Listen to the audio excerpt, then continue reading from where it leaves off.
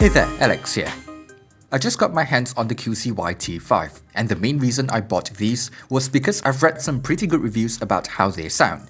But before we talk about that, let me just quickly go through other aspects of the earbuds first. First of all, I'm not a fan of its design. They do fit my ears quite nicely, but I find the stem a little annoying while I'm jogging because I sweat a lot. But it is at least IPX4 rated, so it has some water resistance. This stem design is probably why call quality is actually pretty decent. The microphones are located at the bottom of the stem, so it's closer to my mouth than most other TWS earbuds. The charging case feels pretty cheap and it still uses micro USB, but at least it is still relatively compact, which I do like. At this price point, I'm not complaining. The QCY T5 uses touch controls and it works well once you learn how it works. The only downside here is the lack of volume controls. There is a gaming mode here like the KZ-S1 I reviewed a while back, and latency seems comparable.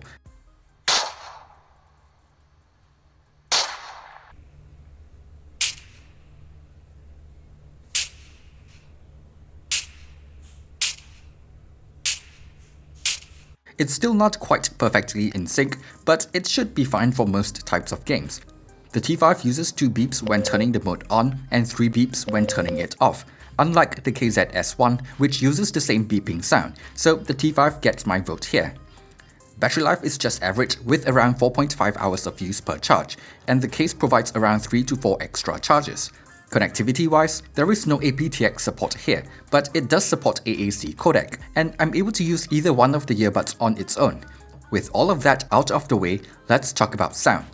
I think the QCY T5 is relatively balanced sounding, with slight elevation in terms of treble and a bit more upper mids. Female vocals in particular sounds clear and lively, though it can sound a bit peaky to me for some tracks. The lower mids can sound a tiny bit recessed to me, at least when I compare it to the Halo GT1 Plus, but it's probably still fine on its own. I'm personally okay with the amount of bass here as well, but some folks might find the sub-bass a bit lacking for some types of music. Detail retrieval is decent too for a pair of wireless earbuds, but I think the Halo GT1 Plus performs a bit better here, and imaging also seems a little nicer. Overall, for a pair of earbuds that cost around 35 Singapore dollars and regularly goes on sale for much less, they sound pretty good. It's also one of the loudest TWS earbuds that I've tested so far as well. That said, I still prefer the slightly more balanced sound from the Halo GT1 Plus a bit more.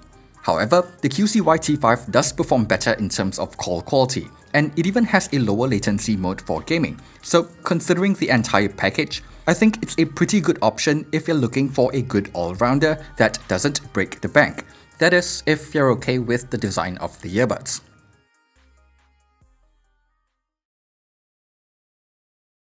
Thanks for watching this video. If you've enjoyed it, be sure to leave a like and subscribe to the channel for more content in the future. Thanks again, and see you guys on the next one.